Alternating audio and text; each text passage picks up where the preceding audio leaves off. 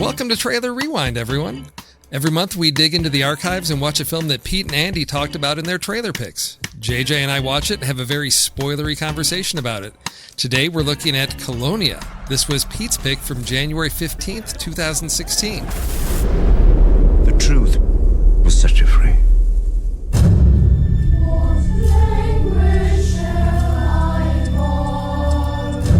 I'm so sorry they brought you here as well. I joined up to find you. It's an entire system of tunnels. There's like a whole secret world going on underneath. No! You're planning to escape? It's okay.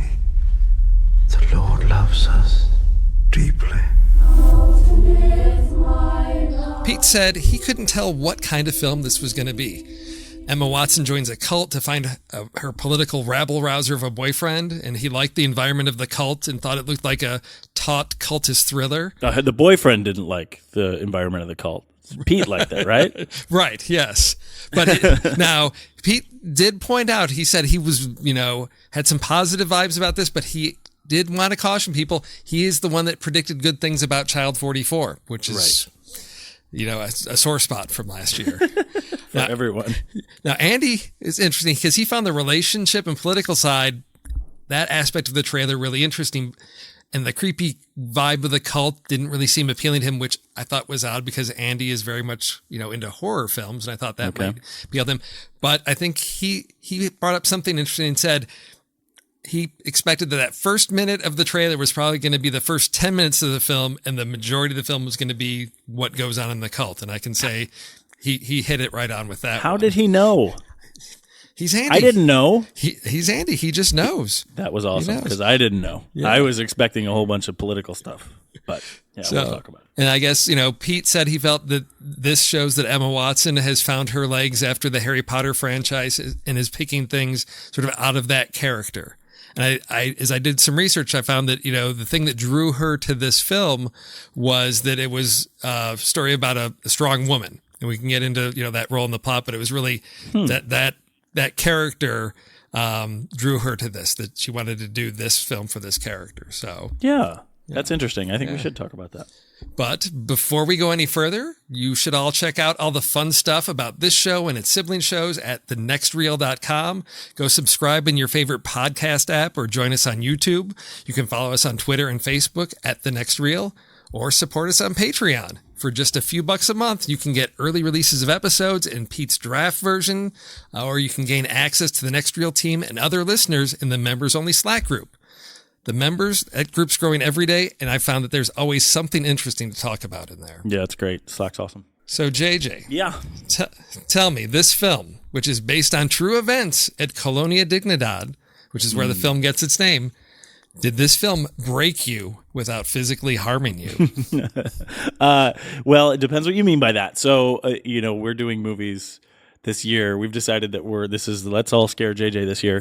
And it does extend to movies somewhat like this in the thriller sense. And there was a lot of suspense in this movie. I did have one point in the movie where I felt like I needed to get up and walk out of the room and let it pass, and that's jumping right to spoilers when they were trying to escape and they were in the tunnels and all that stuff. It was suspenseful for me, and I think it wasn't the fact of the escape, but just the brutality that they had experienced in both their own ways that I wanted so badly for them to not have to experience any more brutality.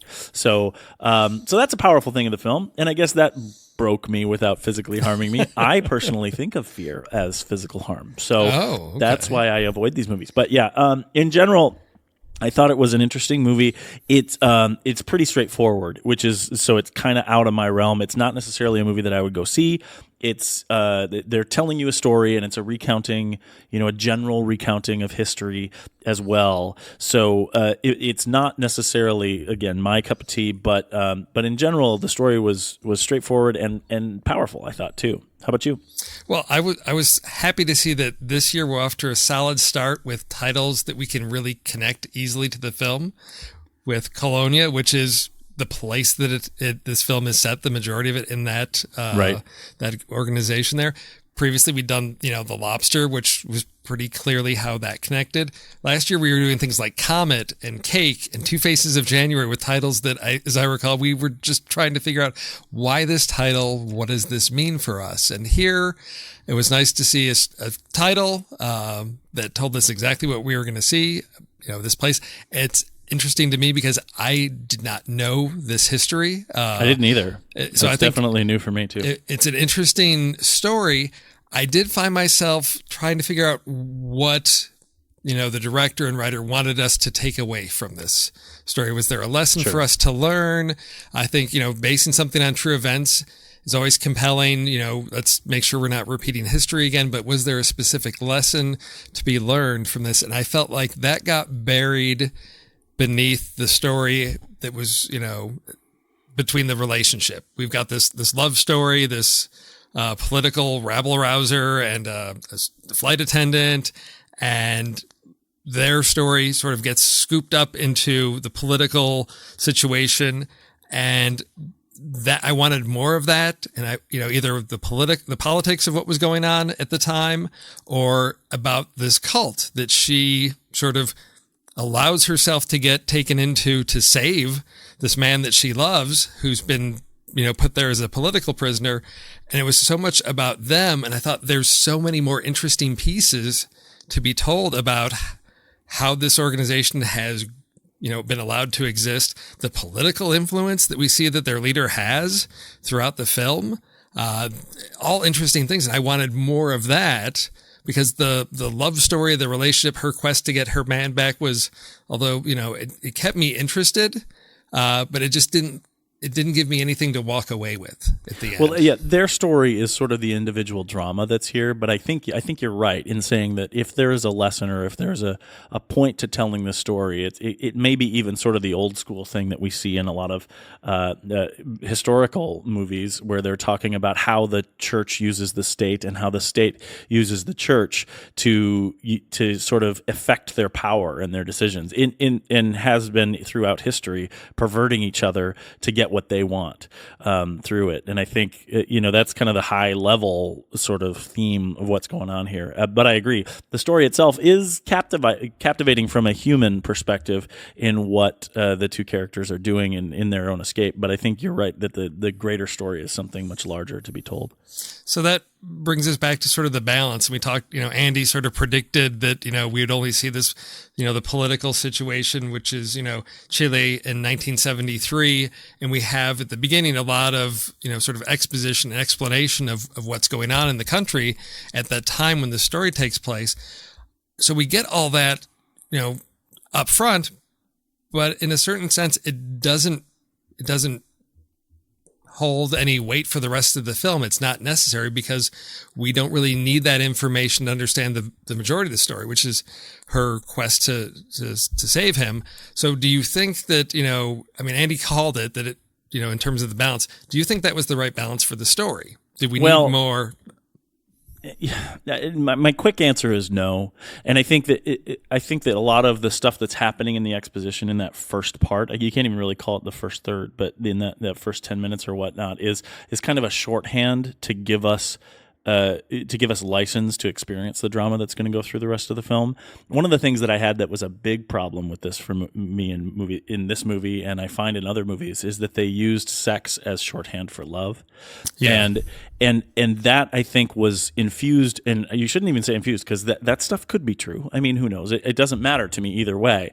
But the point is that seemed like to be infused into the story to create stakes, especially stakes for Emma Watson's character.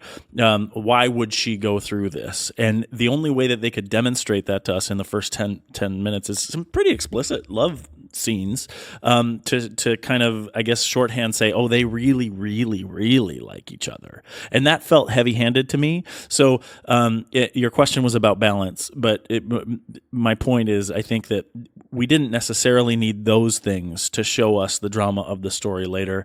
I think that potentially people might have been saying, well, why would she go through this for him without that or without something? I just don't like what they chose to do that in both the political realm and the relationship realm.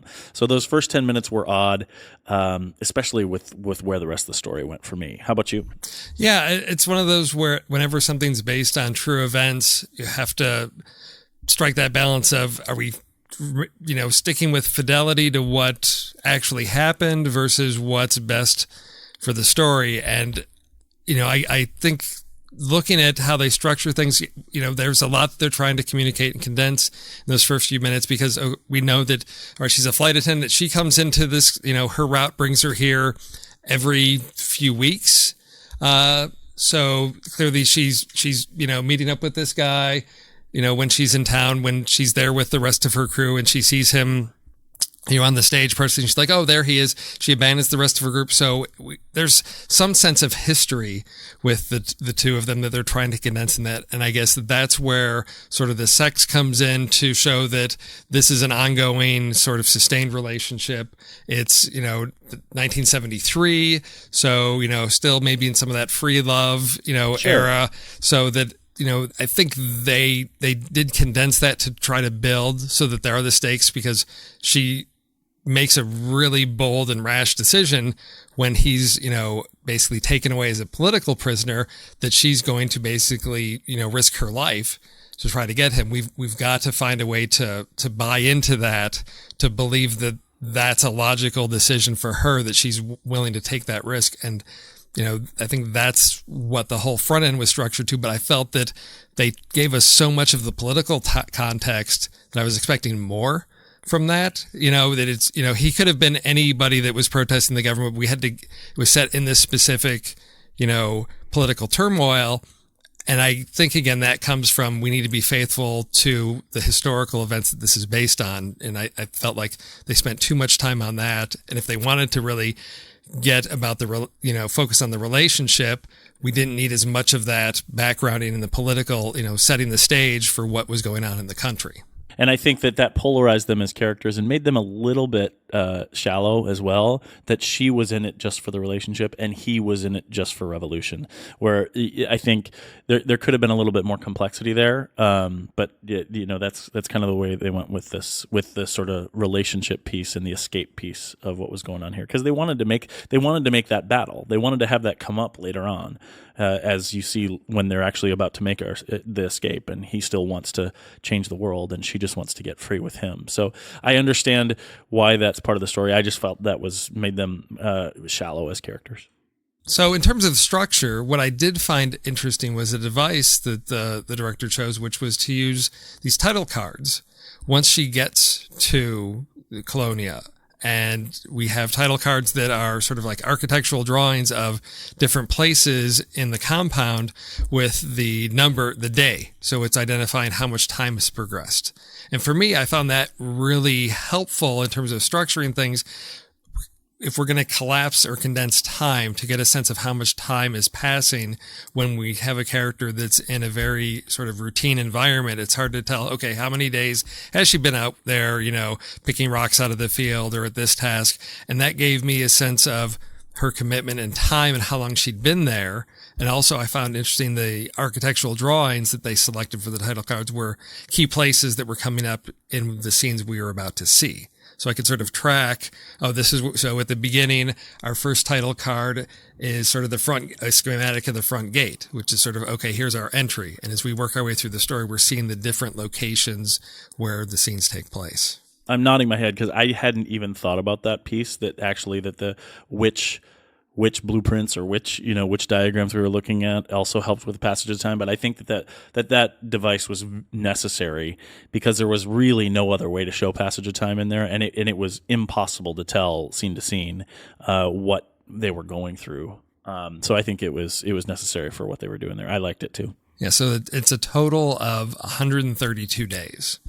Wow. Is the sort of the story that takes place. That's how many days she's in there. Which I think is key to think about in terms of her place as an outsider in there, because that was one of the, pieces that I had to think about a lot in terms of the people that were there sort of voluntarily. We know that some of them may have been political prisoners, like her boyfriend Daniel. Others, we know it's families, their kids were born there, they were raised there. So to get a sense of how sort of indoctrinated she is, or the pill that she has to take every day, as far as what impact that has. So 132 days. So we're talking, like a little over 4 months. So it's not like years have gone by. It's enough time where she still clearly has a connection to the outside. She hasn't been completely sort of like brainwashed and isolated enough that she's given up hope, which I thought was a key component to the struggle, because at what point does the sort of the human spirit break and she's just going to give in to it's futile, there's no chance that we're ever going to get out of here or that I'm ever going to find him. See, and that's good. So I'm glad that you noted the exact number of days, because for me, my brain, once we went from the single days expiring to the longer days passing by, all I thought was that it was a long time. Actually, now that you tell me that number, it actually seems small to me. Something in my watching of the film made me think it was much longer. I wouldn't say multiple years, but I was thinking that it was in the years portion, just because all of a sudden the days got longer, and I wasn't paying attention to the exact number. So that's a good point that you bring up, especially when you're talking about breaking someone's spirit. So maybe you want to talk about direction. Yeah. So Florian Gallenberger. Yes. Now, I'm not familiar with any other of his work. This was a film, as I said, I don't think it's anything I'm going to revisit, but it kept me engaged through the whole film. I think there was a flow to it that worked. Nothing that stuck out for me one way or the other. Now, I'm not as visually detail oriented as you are, so there may be some things that you may have noted, but to me, this was something that, you can put on, watch. It's an interesting story. And at the end of the day, it's forgettable, and probably 5 years down the road, I'll remember bits and pieces of it, but not a whole lot about it. Yeah, it's forgettable is an interesting word. I think I'm kind of definitely going to forget it, but I think it's interesting that that you brought up Child 44 on it too, because in general, I think this movie is more solid than Child 44, because Child 44 is very uneven, and it's weaving a elaborate map that it doesn't do very well. So in the ways that Child 44 didn't work from a technical standpoint, they're actually very similar to the ways that there are failures for Colonia technically as well. Don't know if we can put that on Florian or other folks from the camera side, but one of the pet peeves that we talked about in the Child 44 film board, and Steve, you weren't in there for that one, is that right? You didn't see Child 44? Yep, I am fortunate enough to say I avoided that one completely. It's not, honestly, like the story, it's not a terrible movie, but there are lots of problems with it. And from a technical standpoint, one of the pet peeves that we talked about in it was the idea of perspective and where the camera is set up. So and jumping those perspectives too rapidly so that you get disoriented as an audience member. It happened a lot in Colonia when Emma Watson first gets to the compound. And this is the place that I remember, but I know it's happened more times than just the time I'm mentioning in here. But she gets to the compound and she's walking along the fence, and the camera is viewing, there could be a wide shot that was viewing her as she comes up to the grand spectacle of the fence. There could be a close-up. There could be a perspective shot where you're looking over her shoulder and you're seeing it. But then they would give you the sense, they would put the camera on the other side of the fence, looking out at her, and these kind of things. So you're thinking that maybe what that's meant to show is that there are people looking from the inside out, or these kind of things. It's the implied perception of an audience position by the placement of the camera. What happened in Child 44 is that the camera would show up in the woods. So you'd be looking from the woods at the scene that was happening, or and things where it would be impossible for an actual person to be. So you would become a third person omniscient frame of reference, and that happens a lot in Colonia as well. in the sense of what I'm talking about behind the fence when there's no one there. And if it's used in direction in a way to give us a suspenseful feeling, as in maybe that character's being watched, that's one thing. But a lot of times here in this film, it felt like it was being done to present something in an artful way without a whole lot of insight. And that is kind of a problem, especially when it becomes disorienting from the audience member. When you're approaching a scene, it felt like it was a mistake from the storyboarding perspective. When you're getting set up for a sequence of shots and you move from one perspective to a mystery perspective and the audience doesn't know what to do. That's something that's really disorienting. And in this case, some of it seemed indulgent and in failing in a way. And again, I don't think that necessarily takes away from the movie. I actually think Colonia is a better film than Child 44 because it's more straightforward and follows the story and gives us a suspense. It gives us what it's going for. That being said, technically speaking, there's some problems with it that will frustrate people if you really care about those things when you're trying to get a sense of what the camera is doing in the movie. Did you get any of that from what you were watching? Did you see some of those weird shots or perspective as anything more than art? I mean, now that you mention it, at the gate, I mean, I seem to recall that. And yeah, that's one of those where I always think, are they trying to create artificial suspense by, the fact of, is someone out in the woods watching? Is this something that is going to play a key part of the plot later on, that there's, somebody that's living in the woods and that's going to be a part of the story. But it's like, what am I supposed to do with this information? And if I'm misinterpreting it, because if it's just supposed to be artful camera placement, but I'm interpreting it as, you're giving me story information, then yeah, that can be sort of either frustrating or confusing to a viewer. For me, it, wasn't anything that stuck with me, or, I just sort of let it, I guess, roll off of me of like, that's interesting. Cause I guess there were so many things in this film that just, I don't want to say fell flat, but just played sort of to the middle and very neutral on things, where it was just like, okay, we're going to shoot it this way. We're going to move on. And it just felt, I guess, very workmanlike of it. It's hitting its points and we're getting the shots that we need and we're moving along. And it didn't take me on a roller coaster anywhere of emotions, or even at the end, the suspenseful tunnel pieces. It was just another escape for me, where we've got, a ticking clock and we've got to get out of here. I mean, it did everything it needs to, and that's where I have to step back and wonder, am I the viewer that has, hundreds or perhaps thousands of films under his belt, that to someone, I think of like my daughters watching a film like this, maybe as part of a history class or a lesson to learn something, maybe really, swept up in this, because I think when you've seen something done so many times, it can just have that numbing factor. And for somebody coming to it with perhaps fewer films, or like I said, a younger audience, that I think may have something to connect with this story. And I think in terms of casting Emma Watson, you're playing to a specific demographic, perhaps. Yeah. Well, I think what you said too about it being the artificial, I think, is the good word. And I want to key back on that word, because I don't think it's a technical problem, but when you say that it's maybe artificial suspense or artificial story elements that don't actually pan out when you continue in the story, I think that's the thing that ends up with, regardless of whether you're an experienced film watcher or you're someone new, that's the kind of thing that for some reason it'll make you fall flat, because you're looking for that piece and it just never pays off. I agree. And I think that's, where I felt that there was potential in this. And now, hearkening back to some of our others, it wasn't as disappointing to me as when I think of like Two Faces of January and the airport scene, right, when Oscar Isaac is, like, they're out to get him, and how that just did not live up to the potential at all. Right. There was nothing in this film that was for me that drastic of a letdown or disappointment, but I didn't have any story points that I think were aspiring to something as high either. And for me, I guess I looked at this as it's an interesting story, but I think if I look at the cast, this film was really about, some of the key actors and the roles that they were playing and the opportunities that it gave them to sort of explore these characters. Yep. Is to me really more, for Emma Watson, As I said, she was drawn to this because it was a story that sort of flipped the conventions around, because she gets to play a strong woman that saves her man. The woman isn't being saved by her guy. She's going in there and she's saving him.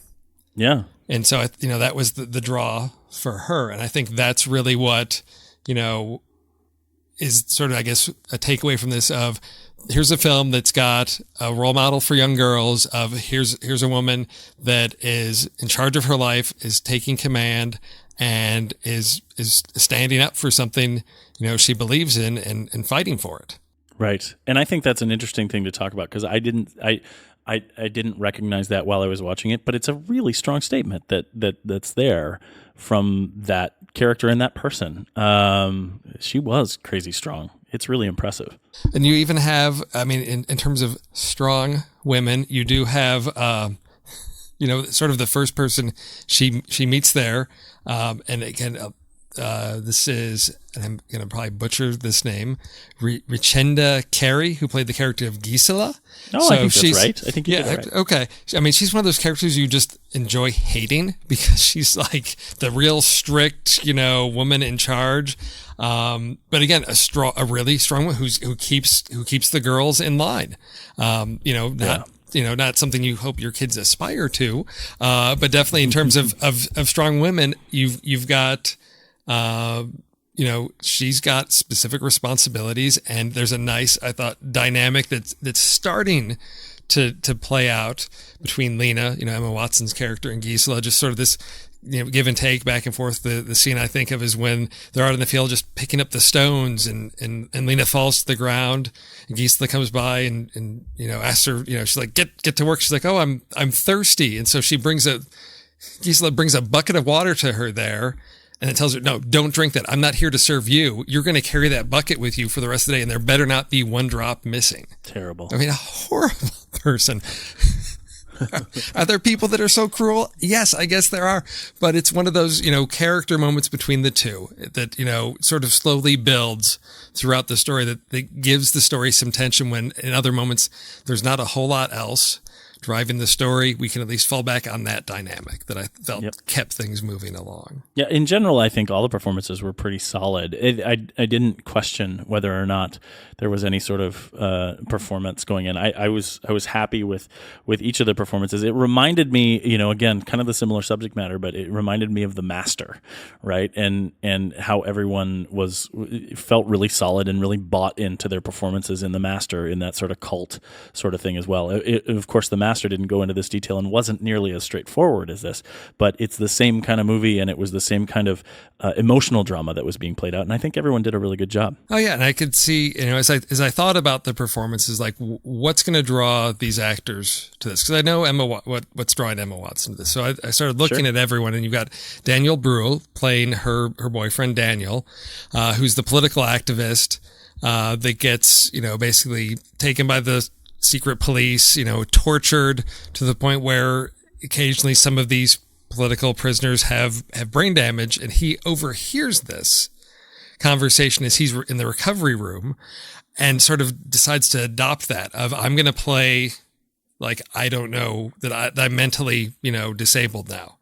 And I thought that's an interesting choice for that character to make for his own survival, but I could see as an actor how this is an interesting part to play of a man who's making this decision to, portray himself this way so that he can survive, so that he can have access to things, because if everybody assumes you're dumber than you are, you've got some advantage over them, and how he's going to try to use that to scheme to get a camera, to capture information about the place so that political activist side is still there. He's just using some subterfuge to sort of use that to his advantage there. Yeah, and I think that's a really interesting character to play. That's kind of the thing that you would take about any of these Michael Nyqvist, Emma Watson, Daniel Bruhl, all of the characters. Why you would choose to play this is because it was a really interesting leap, or to get into what they were doing, because they're complex people, and I think that story of that you just mentioned of him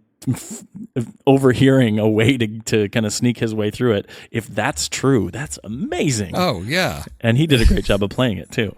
Oh yeah, exactly. And it created some there was some story points that I thought worked really well where the paths sort of collide, where Lena has found out that the men have these gatherings to punish women for whatever, cause that they have. And so she sees Daniel in one of the men's meetings when they're there to punish one of the women, and she realizes this is her opportunity to let him know that she's there. So she, I think they're out in the forest. She, strips down naked, jumps in the water to splash around, which apparently, spoils the water. So the men have to punish her. But the day that they bring her forward to that men's group is the day he's like exploring. He's got his camera and he's discovering things. So he's not actually there to see her, to know that she's there. She knows he's there, but he doesn't know that she's there on the inside trying to help him out either, which I thought was a nicely structured,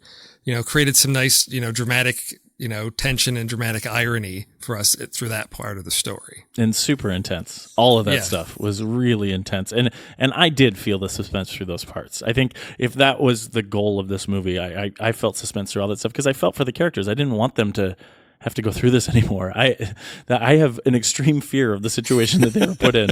I would not be able to volunteer like Lena did. I would not be able to do what they've done, and they're amazing people to do what they did and get through it. So you mentioned Michael Nyqvist, and this is one of those characters. He's playing this character. So Paul Schaefer is real. It's a real person. He was escaped from or fled Germany after World War II. I think he was, somewhat affiliated with the Nazis and fled to South America. And so here's this opportunity to play sort of like without bounds, the egomaniac cult leader.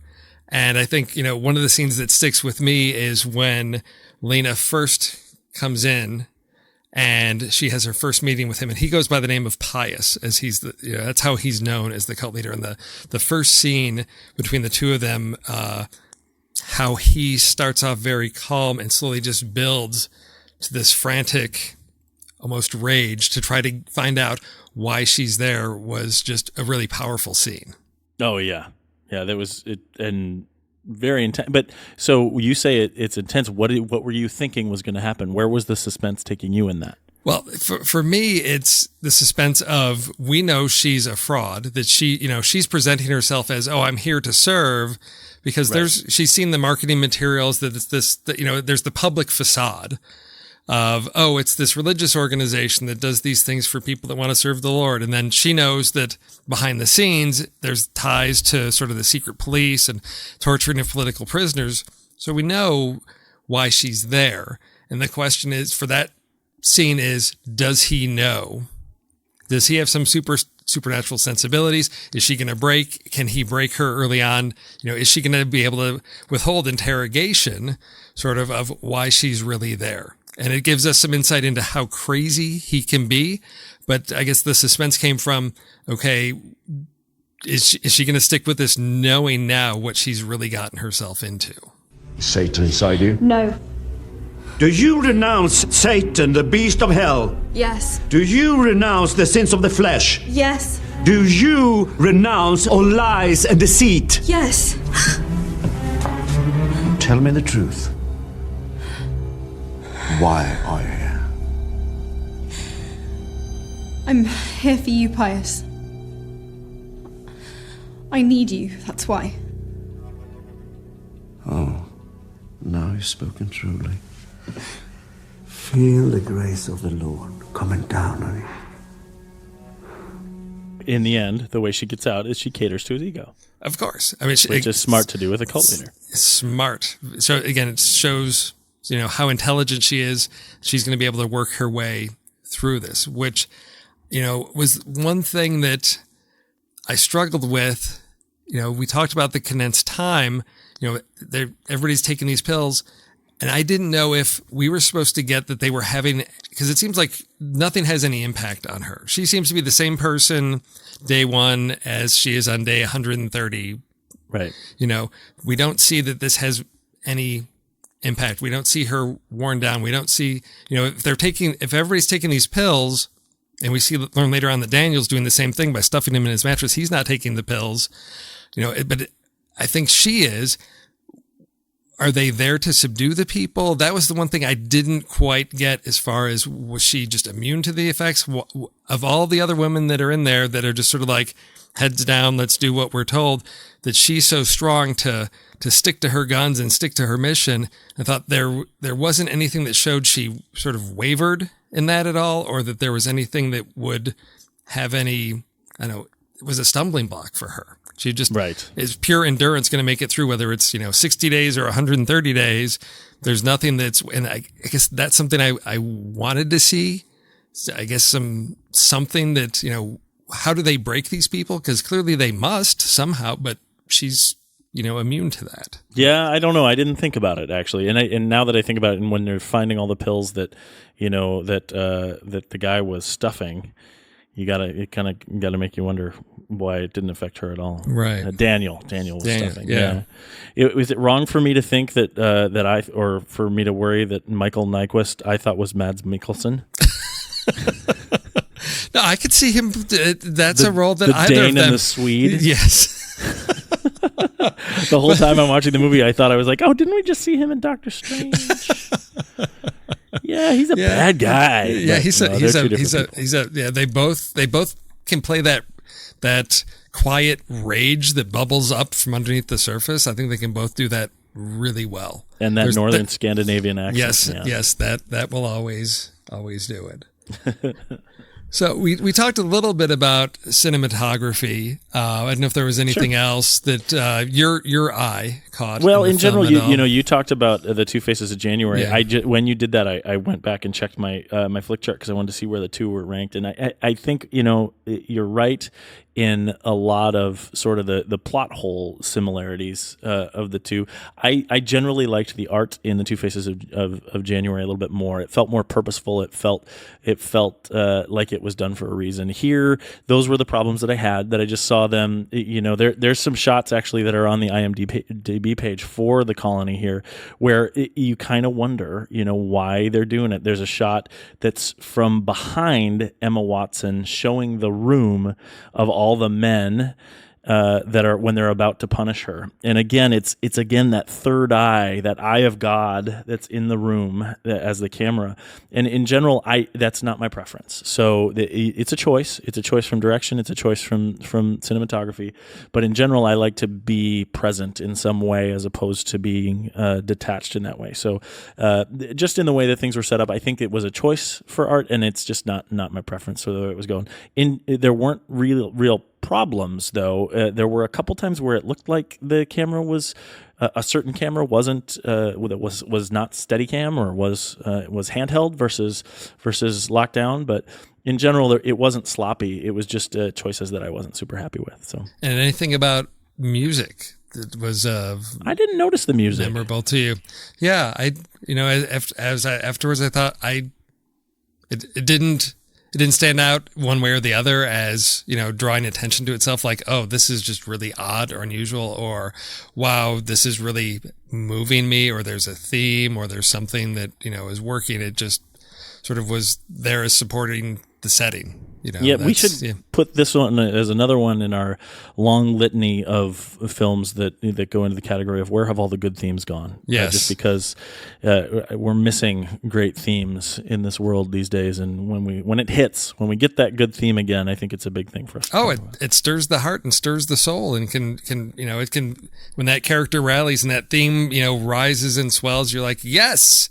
And it's in the new. Speaking of Harry Potter, it's in the new ad campaign for Universal Studios, Florida, where everyone is humming along the and then it goes through all the people working around there. So when there are great themes, it's effective. Well, I was going to take a look at the first shot and last shot with this one to see sort of how the story comes back around to itself, to what extent, and Again, the first shot we get is like newsreel footage of Chile 1973, which is establishing, again, sort of the political turmoil in the country. And our last shot is just the airplane that they're on ascending into the sky. That doesn't seem connected to me. No, it was sort of, here's where you are. And yes, the escape towards the end. Now we didn't talk about the end. But not only did they escape out of the tunnels, but then there's fleeing to the German embassy, getting a ride there. Oh, that whole political thing. Wow, yes. That was gross. So they think they're safe. Why did they go German? Is Daniel German? Is that the idea? I think they were both supposed to be German, perhaps. She can't. Really? Maybe he is. It wasn't clear, but Because clearly one of them he must be German. When they did the arms deal in the middle, or the sarin gas deal in the middle, and the German people were there, wouldn't they get the clue that probably wasn't the safe place to go? I mean, so that's it had to be a home country. I don't know. Yeah, it had to be a home country. So they go there. As smart as they were, come on. tells them, we're going to get you out of here. They forget the photos. They're the photos that Daniel's taken that shows what's going on under the tunnels. She goes back in to get them, and that's where we sort of overhear one of the secretaries say, "No, I tried to stop them, but they somehow got on a flight." And we get a hint that somebody inside the embassy is got some, is working for, Pius. When we get to they get to the airport and they get put in a room and say, "Okay, wait here. We'll come and get you." And then, after waiting, they see Pius now meeting with the ambassador. So clearly, the political influence that he holds in that country. So again, when we thought they were safe, they've got, one last sprint to the airplane, which, they were able to get seats on because it's the pilot is the one that she has flown with before as a flight attendant. So he's holding the plane, waiting for them. And there's the sprint across the tarmac and the car chase and, finally, the door closing and getting away. So, I mean, it kept its momentum through the end, so I don't know where else I it would hope go. That's the way it happened. Yeah. Too. I mean, honestly, I can't imagine that's the way it happened, but that was super interesting and exciting. Oh, yeah. So I don't know where else you would go from there other than the plane flying away. Anything else would be, just overextending. Maybe some title cards to explain, Well, they did the updates a little bit. Yeah, they told us about, and they explained the sexual abuse piece in there too, which felt a little bit strange when they popped it in the middle of the movie. But but that's the kind of thing where, you asked at the top of this show, what was the reason for making the movie? What were they trying to teach us? I think it's clear by that they wanted to talk about the horrors that were going on there. And like you said, I had no idea about this place in history, and this is terrible. I mean, this is really a terrible thing, and it's a movie that people should watch if they don't know about stuff like that. Maybe there's some historical value to having that film out there. Oh yeah, I like I said, I think it's a film that I could really see, connecting with, younger teens, to maybe learn some lessons about history and how power corrupts, when certain people have power and how they can abuse that. It is rated R, so it's definitely not, middle school, but I thought maybe high school, could, about the power of the individual to, protest, government that's corrupt, to stand up, for what's right and just in there. But to me, there just wasn't, it was the love story conquered all, and there wasn't enough about, really the horrors that were going on there was really downplayed. And I guess you have to make that decision of, we don't want to exploit that to, for shock value or anything else. So how do you weave that in there to do that, but still in a way that I think carries the weight of, how horrible this guy was. And I actually think they did a good job of that. I mean, I think they were about not exploiting it, right? So I think they told it in a very straightforward way. And again, I was caught by the suspense of the whole thing. So I think that's a pretty fine thing that they did with the way that they executed this film. You brought up Flick Chart and where this fell. So where did this one end on your Flick Chart? So I thought it was really interesting. It went down pretty quickly for me, but it came up in a really interesting place. So my total number of Flick Chart movies is 146. For me, it's 125, so that's low, but that's because in general, I couldn't fight for the movie because it's not my style of movie. That being said, it's just below Young Ones, which is, I think, the first trailer rewind thing that we did. And in general, I found Young Ones fun. So I think that's why that was there for me. And then just above the Wolverine, which, we regularly talk poorly about it on Next Reel podcasts, but I don't hate the Wolverine, but Colonia I thought was in general much more consistent than the Wolverine, so that's why it fit there for me. How about you? Okay, it ended up just about the middle of my chart, so that's really positive. It 119 out of like 240. So I have an interesting midpoint right now that's going to tell if something goes to the top or the bottom. And over the past couple of films, it's been fluctuating between two films as sort of my first decision point. And sometimes it's the movie What If, which is a romantic comedy with Daniel Radcliffe and Zoe Kazan, which it has some clever twists to it.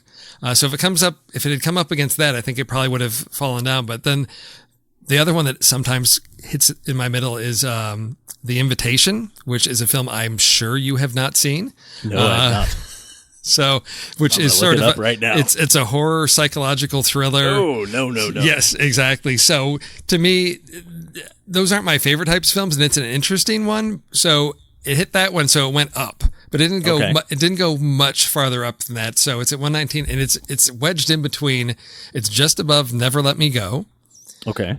And then just below Inglourious Bastards, which I know you've got that probably ranked a lot higher. For me, it's not one of my favorites. It's a middling film. So this one's sort of, my middle range is sort of those where I'm like, yeah, I enjoyed it. I may or may not watch it again. And it's sort of a mix of those two films. So that's, yeah, I don't think I'm going to watch it again, but I think that, I think I bring up the historical context because I'm thinking of who should go watch this movie. And I think definitely if you want to see Emma Watson do something different, I think that's definitely here. I think her reason for doing the movie is an important reason to watch it too, because there is a strong female character in here as well. And I think all the performances are solid. So if you like a sort of historical story that's going to give you some basis of kind of the atrocities that are out there in the world, it's a movie that feels like I would watch it in like a high school history class when we were talking about abuses of power, or maybe even a world religions class, or something like Deviance in Society class. I'm just trying to think of those things. Yeah. It feels very academic to me.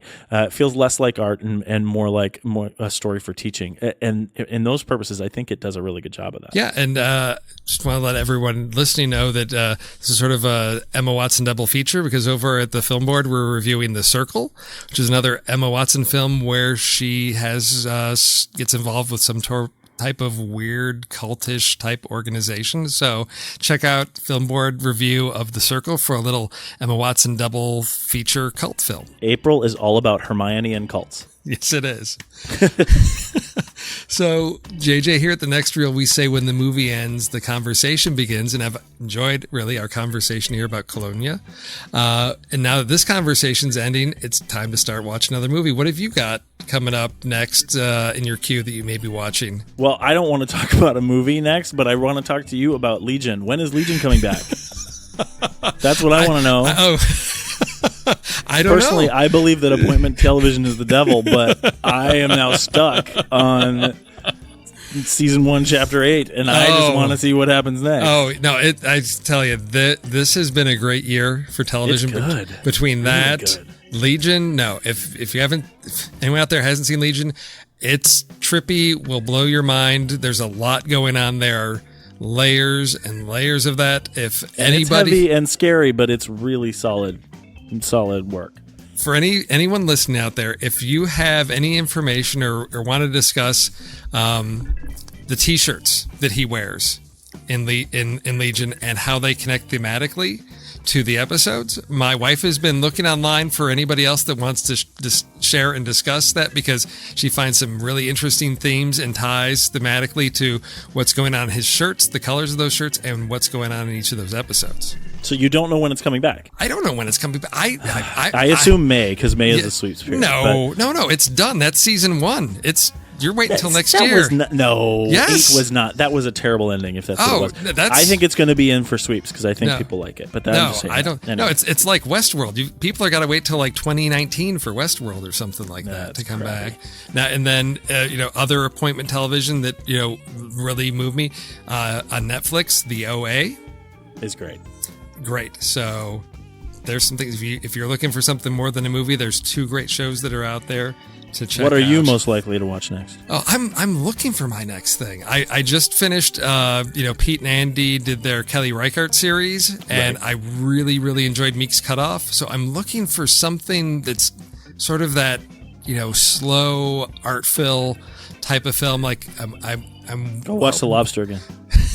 Exactly. Or some Terrence Malick. He's got a new one that came out, so I'm waiting to see if that comes to town. Although, going out into theaters, I am hearing some interesting things about the Colossus, the Anne Hathaway one, where she finds out that she's got the ability to control giant kaiju-esque monsters.